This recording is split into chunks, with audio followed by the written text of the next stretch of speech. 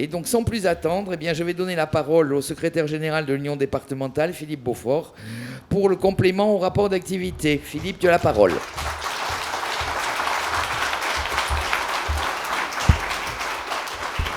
Bien, mes camarades, avant de commencer, on passera à l'expression des camarades dans le congrès. Vous avez dans vos sacoches des petits papiers qui vous permettent de vous inscrire pour les prises de parole.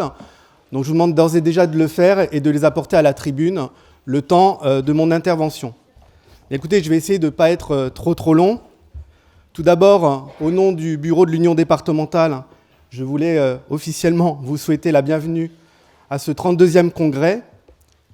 Tout d'abord, souhaiter, au nom de tous les camarades, la bienvenue à Hélène Fauvel, donc secrétaire confédérale, à qui nous avons proposé la présidence de ce congrès. Et puis, ça me tient à cœur parce que Hélène est une camarade avec qui j'ai milité au sein de la Fédération générale des fonctionnaires force ouvrière.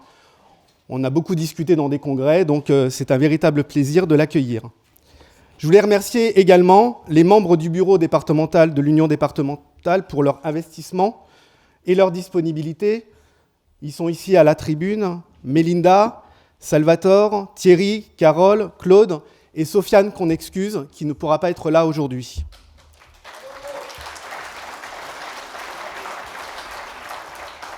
Merci également aux membres de la commission exécutive sortante.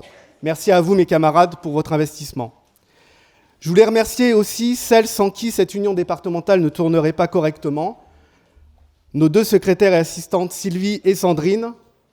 Merci à Sandrine tout d'abord pour le travail effectué sur l'organisation des stages syndicaux et le journal de l'UD. Merci enfin à Sylvie, véritable assistante et aide de camp au quotidien, la cheville ouvrière de notre union départementale.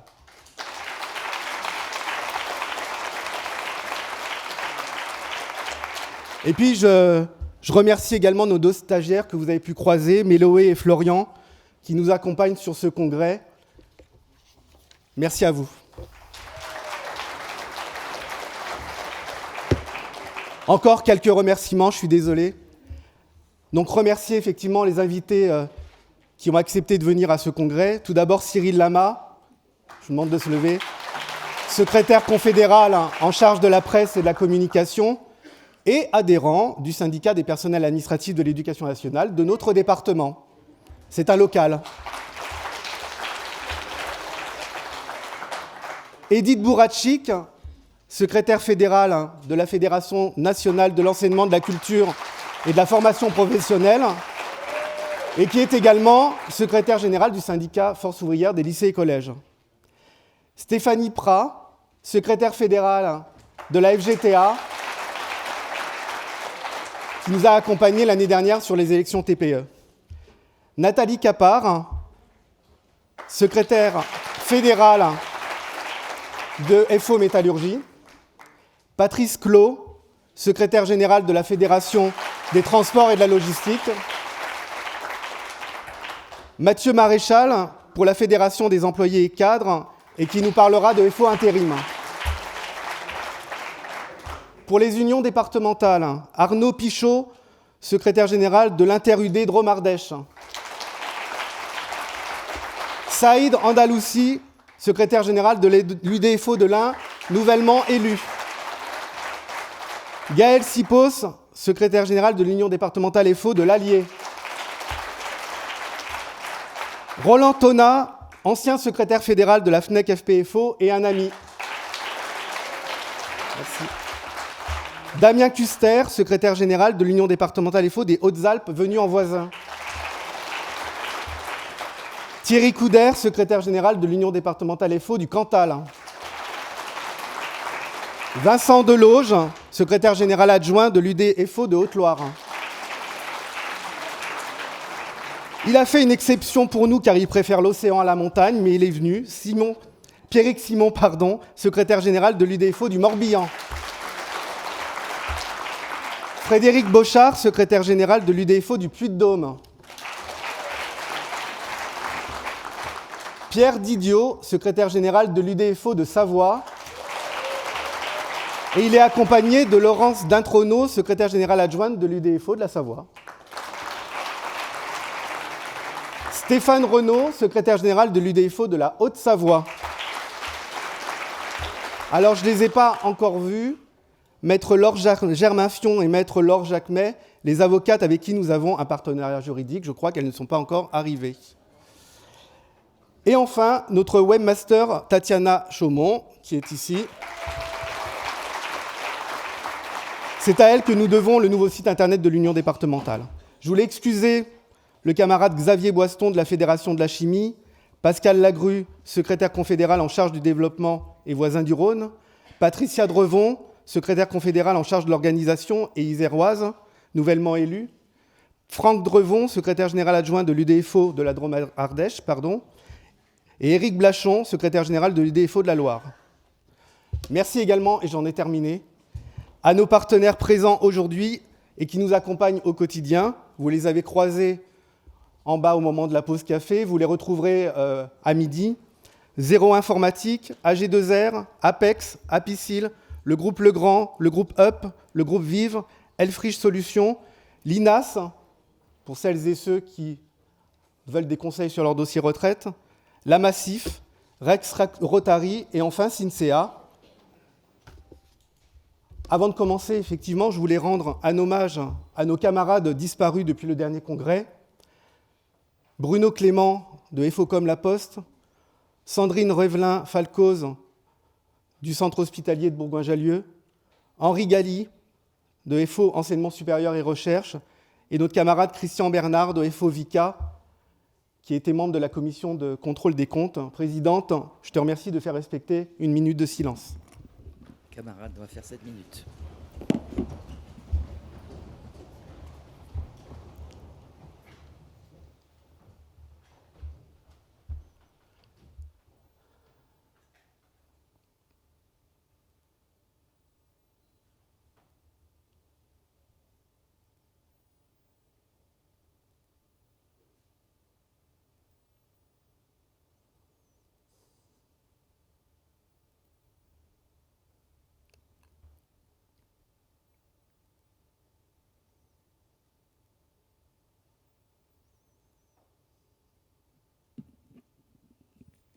Merci pour eux, mes camarades.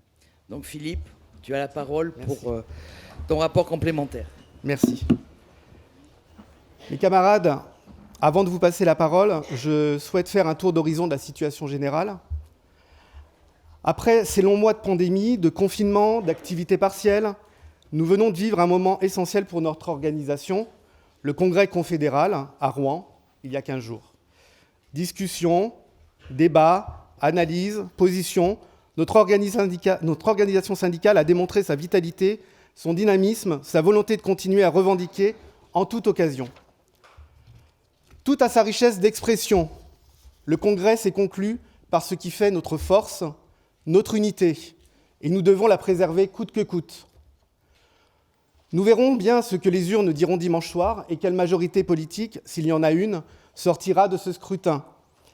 Force ouvrière, fidèle à elle-même, n'a donné aucune consigne de vote. Mais nous restons néanmoins vigilants pour la suite, comme nous l'avons toujours fait. Pour rappel, mes camarades, après ces 2 années de crise sanitaire, nous ne pouvons oublier que nous sommes toujours sous un régime d'état d'urgence. Ce dispositif a permis au gouvernement de prendre des mesures liberticides, des mesures de dérogation au Code du travail et au Code général de la fonction publique. Ces dernières années, une vingtaine de lois et décrets portant atteinte à nos libertés, notamment syndicales, sous prétexte soit de terrorisme pour la moitié, soit de crise sanitaire pour l'autre moitié, ont été votés. Quant aux décisions prises au sujet de la crise sanitaire, elles ont été dans le plus grand secret, au sein d'un conseil de défense, organe soumis au secret défense, donc protégeant ses participants de toute poursuite judiciaire. En même temps, les contre-réformes se sont accumulées. L'assurance chômage en tête, la précarisation accrue, la pauvreté bondissante, touchant toutes les couches de la population. Alors que des milliards ont été donnés sans contrepartie ni garantie à minima du maintien de l'emploi aux entreprises du CAC 40, les records de dividendes ces 2 dernières années ont explosé. En face, tous les salariés, agents de la fonction publique, retraités, privés d'emploi, jeunes, sont confrontés à une réalité, celle de la paupérisation ou de la peur de la pauvreté et de la précarité. Et c'est sans compter les conséquences que la guerre en Ukraine font peser sur chacun. Augmentation des prix, difficultés d'approvisionnement en biens et alimentation essentielle. Les prix continuent d'augmenter sur les étals des supermarchés, à la pompe, sur nos factures de gaz, de fioul, d'électricité. Les prix du pétrole, du gaz, mais aussi du blé, de nombreuses matières premières s'affolent. Le niveau d'inflation explose, plus 5%. Il a de nouveau provoqué une augmentation automatique du SMIC, 40 € brut, à partir du 1er mai de cette année. Et celle-ci a été vite absorbée. Dès l'automne, Force ouvrière avait demandé un coup de pouce significatif sur le SMIC et sur la valeur du point d'indice de la fonction publique. On avait aussi rappelé à l'ouverture de réelles négociations salariales dans les branches et dans les entreprises.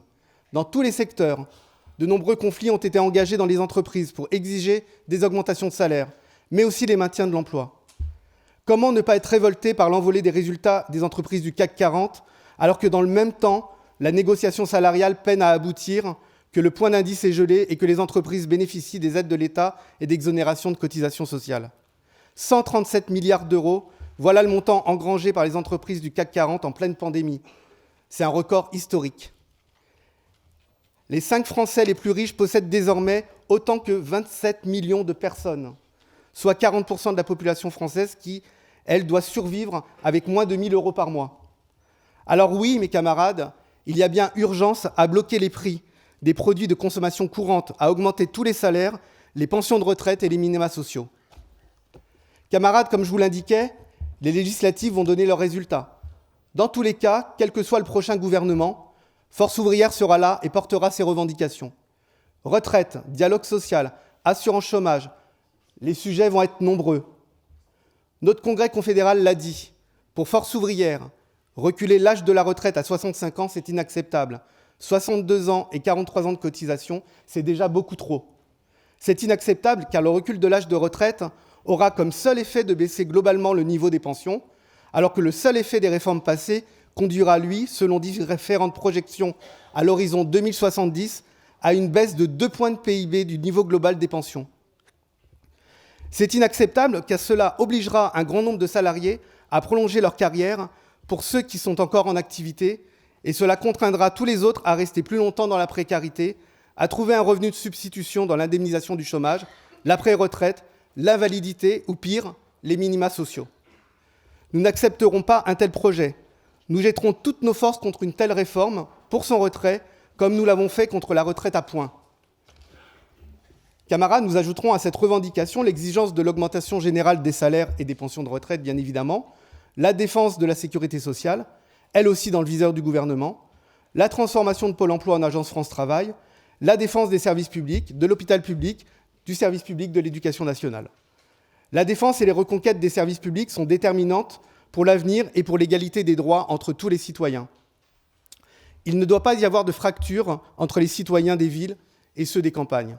Il est des moments où, plus que jamais, nous devons réaffirmer combien l'indépendance syndicale et la clarté dans les revendications sont d'impérieuses nécessités pour aider les salariés à revendiquer, à combattre les attaques portées à leurs acquis sociaux et à leur liberté. Si la guerre touche plusieurs pays du monde avec son cortège d'horreurs, ses atrocités, ne l'oublions pas, elle touche aussi des hommes et des femmes ailleurs qu'en Europe. Ne nous laissons pas gagner par la fatalité, la résignation. Clamons toujours haut et fort notre aspiration à l'arrêt de tous les conflits, de la guerre, notre aspiration à la paix. La solidarité ouvrière, à chaque fois qu'elle peut être sollicitée, doit répondre présente, quand où que ce soit dans le monde, la paix, la démocratie, la liberté, mais aussi le syndicalisme et l'action syndicale sont menacés ou réprimés. En lien cependant avec cette situation, il y a l'arrestation de militants syndicalistes en Biélorussie et FO les a soutenus. De même que FO a porté tout son soutien à la population russe qui manifeste pour l'arrêt des combats en Ukraine, malgré la répression et les menaces d'emprisonnement. Dans d'autres régions du monde, cette solidarité est nécessaire, à Hong Kong, en Birmanie, en Afghanistan, je ne les citerai pas tous. Nous ne pouvons pas non plus rester silencieux sur la répression dont ont été victimes nos camarades l'année passée en Guadeloupe et en Martinique lors des grèves et des manifestations contre le pass sanitaire. La discrimination syndicale, ce n'est pas seulement au dehors de nos frontières. dans les dom-toms, mais trop souvent, chez nous, dans les entreprises et les administrations, y compris dans notre département. Je pense notamment à notre camarade Thierry Caron, ici présent, qui en a été victime. Mais on s'est battu. Plus que jamais, la question de la protection de la santé et de la sécurité au travail des salariés est un enjeu. La disparition des CHSCT dans le privé depuis 2 ans, puis à compter de janvier 2003 dans le public, reste une inquiétude très forte et nous devons continuer de revendiquer leur rétablissement dans les entreprises et le maintien dans la fonction publique. Des combats et des bagarres, mes camarades, il y en a eu ces 3 dernières années, avec de sacrées victoires pour bon nombre, comme par exemple, je vais essayer de ne pas en oublier, Ferropem contre la fermeture pure et simple de l'usine d'Esclavaux à Livet-Gavet, la mobilisation acharnée de nos camarades forces ouvrières avec les salariés a permis de gagner et conserver l'outil de travail et les emplois. La clinique mutualiste, les camarades se battent depuis 2 ans contre un patron voyou et la résistance s'organise avec les salariés de la clinique. Rhenus, dans le cadre des NAO, la CEMITAG, les transports de l'agglomération grenobloise pour les salaires et les conditions de travail, les accompagnants d'élèves en situation de handicap pour revendiquer un vrai statut, et la bagarre n'est pas terminée, les urgences, les ambulanciers, l'hôpital public, les camarades de la mairie de Fontaine ou de Grenoble contre la remise en cause de leurs congés, les personnels du rectorat pour exiger des postes et le respect de leurs droits, ou encore Gaz et Électricité de Grenoble, ou Conforama, ou les Cars Berthellet, les saisonniers, dont ceux des remontées mécaniques qui ont bloqué avec la Savoie le tunnel du Fréjus en janvier 2021, et leur combat contre la réforme de l'assurance chômage, cette réforme qui pousse vers la précarité des métiers qualifiés qui n'existent qu'en saison. Et face à la baisse drastique du montant de l'allocation, les saisonniers vivant dans les vallées n'auront d'autre choix que de partir pour trouver un emploi qui les fasse vivre. Toute l'économie des vallées va pâtir de cette fuite de qualification.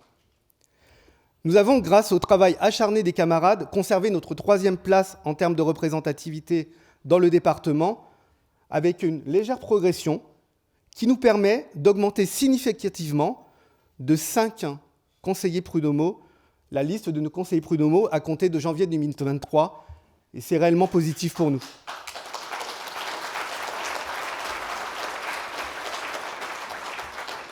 Ces combats pour faire aboutir nos revendications, nous devons les mener sans céder aux pressions d'où qu'elles viennent. Force ouvrière l'a rappelé avec force, nous ne céderons pas à l'union nationale que recherche le président de la République pour faire passer ses réformes, pour imposer la régression sociale qui engendre misère et précarité. FO ne sera jamais le supplétif d'un gouvernement, quel qu'il soit. Pas plus que nous ne laisserons entraîner dans la nouvelle opération de communication de Macron qui réinvente le Conseil national de la résistance en le rebaptisant Conseil national de la refondation. Mes camarades, le Conseil national de la résistance, c'est le retour de toutes les avancées garanties sociales, de retraite, de sécurité sociale, d'accès aux soins de qualité grâce à l'hôpital public, la réouverture de toutes les écoles, des collèges, des lycées, des universités, la création de tous les emplois dans tous les secteurs publics et privés, le retour, mes camarades, à l'égalité de traitement. Ce qui a été créé en 1945 redonnait de l'espoir, alors qu'aujourd'hui, c'est le contraire qui se produit. Le Conseil national de la refondation, nous savons que c'est la déconstruction des acquis du Conseil national de la résistance. On ne nous fera pas le coup du 49-3 en nous expliquant qu'on nous a écoutés, qu'on a dialogué, et au final, le gouvernement fera ce qu'il veut. Une vraie provocation. De cela et de tous ces sujets qui nous concernent, nous en avons discuté lors du Congrès confédéral il y a 15 jours. C'était un rendez-vous important, un moment essentiel de débat démocratique entre délégués, porteurs du mandat et des aspirations des adhérents. Nous y avons débattu de nos revendications du moment et pour les semaines, les mois, les années qui viennent. Au nom de l'Union départementale Force ouvrière de l'Isère, je voulais dire à Frédéric Souillot, notre nouveau secrétaire général, et aux camarades du bureau confédéral que nous sommes derrière la Confédération et prêts à la bagarre. Même si la période n'incite pas à l'optimisme, nous sommes des syndicalistes, déterminés, confiants dans notre avenir. Nous en ferons la démonstration collectivement, c'est notre responsabilité la plus importante. Alors mes camarades, il ne nous reste qu'une chose à faire.